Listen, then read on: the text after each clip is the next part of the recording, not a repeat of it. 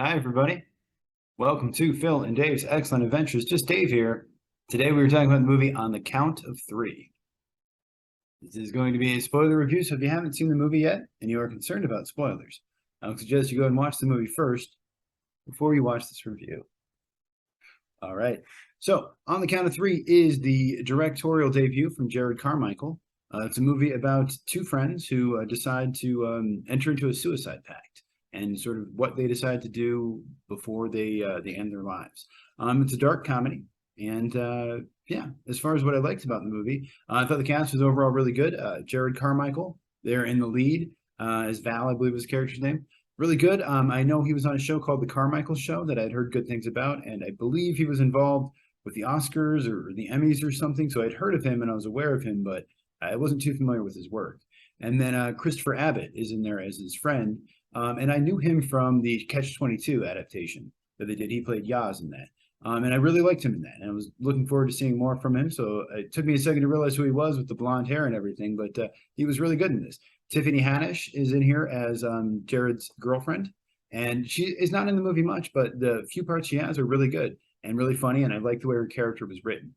And then J.B. Smoove is in here as his dad. And really good. J.B. Smoove is someone who I'm familiar with from Curb Your Enthusiasm, and he's always been kind of hit or miss for me. I've never exactly figured out where I stand with J.B. Smoove. But in this movie, it was a more serious turn, and he was kind of, not being silly and goofy like I'm used to seeing him. And I thought it was pretty good. It was pretty convincing, and it was interesting to see J.B. Smoove acting serious. Not something you see very often.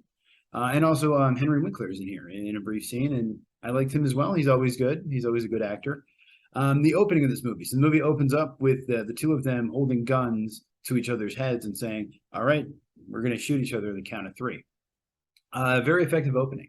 I'm not a huge fan of like non-linear stories exactly. And this movie isn't, it starts with that and then it goes to a flashback. But from then it's straight all the way through.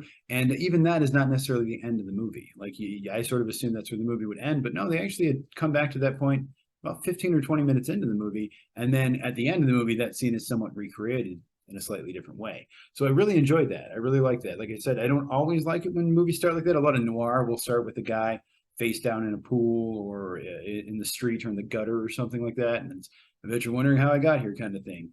And it wasn't exactly that, but yeah, I liked it a lot. I like the overall themes of the movie, which is about, sort of mental health and depression and, just, I guess, finding a purpose in life and in society. I thought it was all very effective, and it really resonated with me. As a guy who's around the same age as these guys, I might be a little bit older than them. But, I've had some similar life experiences. I've had some similar struggles. So for me, this is a movie that really felt in a lot of ways tailor-made for me or for somebody like me. It's a dark comedy movie, like I said, and I thought in this case, the dark comedy really worked really well in this movie. Dark comedy is hard to pull off, and of course, comedy itself is always very subjective, but for me, I really enjoyed sort of the dark turns that they had and the way that they explained it, and everything still felt really real, whereas some dark comedies have this sort of thing where it's like a cartoon where people don't act like the way people normally would, but in this movie, everything felt pretty real. It felt pretty realistic. And the comedy was still there, and I laughed out loud several times watching it just by myself in my living room. A lot of humor for me, and I think in general, is tension and release. So a good example of that is that gun scene early on where they come back to it again. This is full spoilers, so the movie's on Hulu if you have Hulu. Thanks to my buddy Rob for letting me use his account. Please don't change your password. Yeah, so there's a scene where they're holding their guns at each other, and they come back to that scene. They go to shoot. We got to shoot on the count of three, and again, you're building that tension. You're like, oh my God, are they going to do it or not? What's going to happen? Of course, they're probably not going to do it, but what's going to happen? And then he sort of pushes his gun out of the way and doesn't shoot his gun. And again, to me, that scene made me laugh out loud. There's a lot of scenes like that where, where he's confronting his dad, or where his friend is confronting the doctor who molested him when he was a child. That it's a weird scene where you're like, I don't know what's going to happen. I don't know how this is going to play out. And to me, it generally made me laugh every time. The music overall in the movie, I like the music. And this Papa Roach's Last Resort is used somewhat prominently. Papa Roach is kind of I don't know if I want to say a guilty pleasure of mine, but something that I don't hate as much as I probably should, as far as that early 2000s new metal kind of stuff. I sort of appreciate Papa Roach for what it is. It's a little cringy and over the top, but you know, when that song came out when I was 15 or 16 or whatever, I think I probably thought it was pretty good. I did like it. There's also some Metallica in here. We got Battery, an early song from Metallica, a great song that I've always liked. The juxtapositions in this movie really worked well for me. So in the opening scene, you know, it starts with the two of them with the guns on their head, and then they show Jerrod Carmichael's character Val getting up out of bed, and his phone is ringing, and the music playing is this very kind of cheerful, happy kind of song. And I really like sort of the depressed guy with the cheerful, happy music. Of course, I've seen it before, but like to me, it was an effective sort of use of comedy. And then there's a lot of these kind of things. There's a scene where he's trying to hang himself in the bathroom at work, and then his coworker comes in singing some country song about being happy or something like that. And again, that to me was just really funny, because that is to me what real life is like. You know, when there is comedy in real life, more often than not, it's because something weird and unexpected happens. You know, and that's what comedy sort of is. The way your brain processes it is you see something and you don't know how to handle it. You don't know how to categorize it. And so that makes your brain react in a way that produces laughter, at least from my understanding of it. And so, yeah, I really like that. There's also a scene with the where they go into the auto shop where his dad works, and there's like a singing fish on the wall. Again, it's this very intense, very serious kind of scene. There's this goofy fish sitting there singing a song. Like all that stuff really worked really well for me. That scene with JB Smoove, again, I really liked it. I was impressed with JB Smoove, and I was wondering how they were going to handle this scene. So much like Val in the movie, I had a similar relationship with my dad, where he was an abusive alcoholic, and I don't really talk to him much, and you know, I haven't really dealt with that at all. So I was wondering how they were going to have this scene play out. You know, if somehow they were going to make us empathize with the dad, or if he was going to apologize, or if he would reveal something that maybe he didn't know or something like that. They didn't do any of that, though. No, they just his dad offered to take him out to Five Guys, which is sort of an empty, hollow gesture. And then when he confronted him and said, "No, I want the money you stole from me," his dad turned on him and stopped being nice and told him to leave, which to me is probably exactly how that would play out in real life. That rang very, very true to me. And then you know, he sort of attacks his dad. And again, you're thinking, okay, you're gonna have this scene where he gets to fight his dad and confront his dad, and he gets to beat his dad, the man who used to beat him when he was younger. And no, that's not what happens. Actually, his friend has to step in and hit him with the tire iron. And I like that. You know, I like that. That was interesting. And then we have a sort of a similar scene where when his friend is going to kill the doctor, he ends up unable to do it because the gun jams. And again, kind of a funny scene, but I was a little worried, okay, what's going to happen? Because I want this guy to die. This guy deserves to die. He's a terrible person. He's done, you know, something totally unforgivable. And then his friend shows up and he shoots the doctor. And it was great. It was a great moment for me. I wanted to see Henry Winkler die so badly. So yeah, really fun, really good scene. And I like the fact that, you know, he sort of did what Val couldn't do, and then Val ended up doing what he couldn't do. So it was this nice little you know, they complete each other, kind of, they help each other out, kind of thing. I did notice too, I'm not sure if this is entirely true, but it looked like JB Smoove smoked the same cigarettes as Val, which I thought was sort of interesting. They both smoked Camel Blues, I think. Maybe I missed something, or maybe I misunderstood the scene, but sort of an interesting little thing. I don't know if it meant anything, maybe just sort of reflecting that there is still some of his father in him and stuff like that. And yeah, like I said, Henry Winkler's death scene was really, really good and really well played. As far as what I didn't like about the movie, there are some scenes that are just a little bit too obvious. In particular, the scene where he's sitting there and the guy who like bullied him in high school, you know, kind of comes up. And at first I thought he was just upset because somebody who he knew was now happy with a wife and kid. And, you know, I sort of understand that. But then they reveal, no, the guy was actually a bully to him in high school, and he hit him with his truck. He corrects him and says, no, it's a truck, not a car. And his wife kind of laughs, says, oh, you're terrible. But she clearly doesn't think he's that terrible, because she's, you know, she's still married to the guy and she's having another kid with the guy.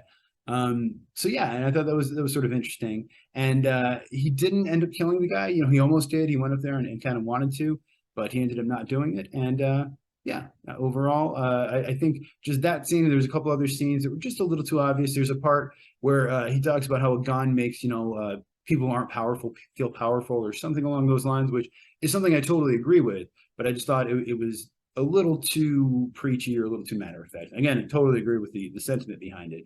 But there's also sort of this racial stuff at the end where his friend uses the N-word, and then started talking about, you know, it's because of the fact that he's black and everything. And it was kind of a funny scene, and I thought it was funny. And it sort of made sense to me why, even in this crazy situation, he would be focusing on something that's maybe not as important. And I sort of thought that was funny and I got the humor, but then given the ending, I didn't really like it as much. If the movie would have ended differently, then that scene would have been fine. But the fact that it does end the way that it does, which is probably my biggest issue, again, full spoilers here. Movie ends with his friend, whose name I can't remember, but the blonde guy with the beard over here, killing himself. He kills himself and he tells Val to just tell the cops that he is the one who killed Henry Winkler.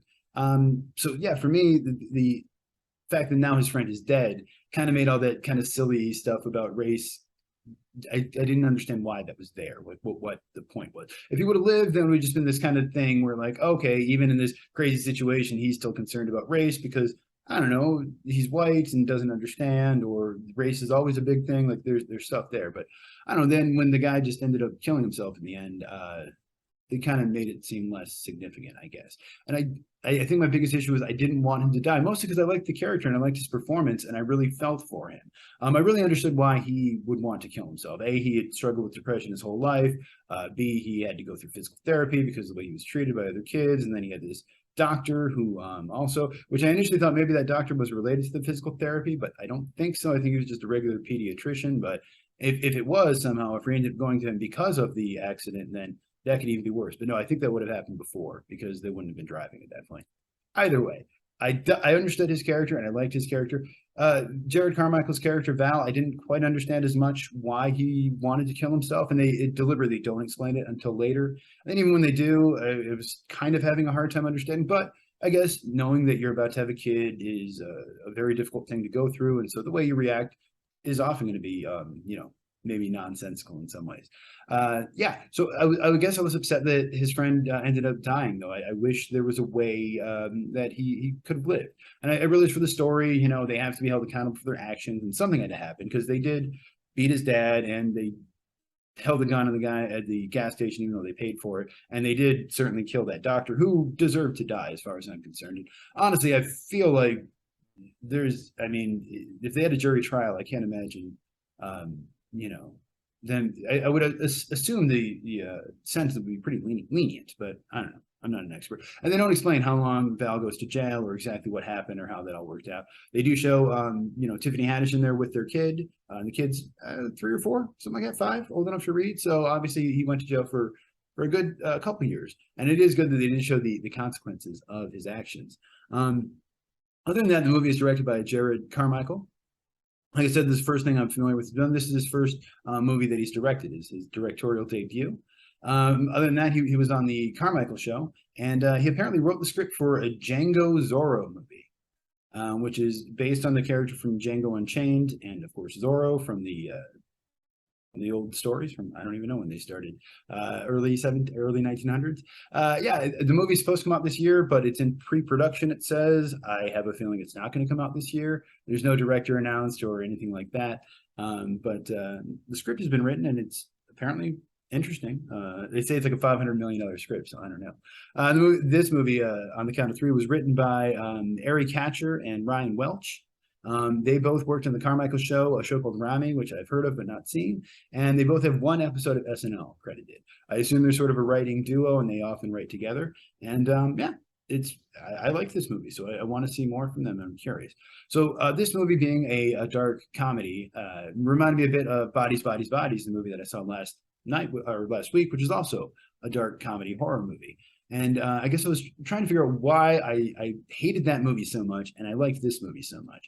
And I think a big part of the differences are that obviously these characters are way more likable and more realistic and more believable. But I also think you could argue that, the Papa Roach song Last Resort is just as annoying to some people as the Slater song Daddy AF from Bodies, Bodies, Bodies. I looked it up.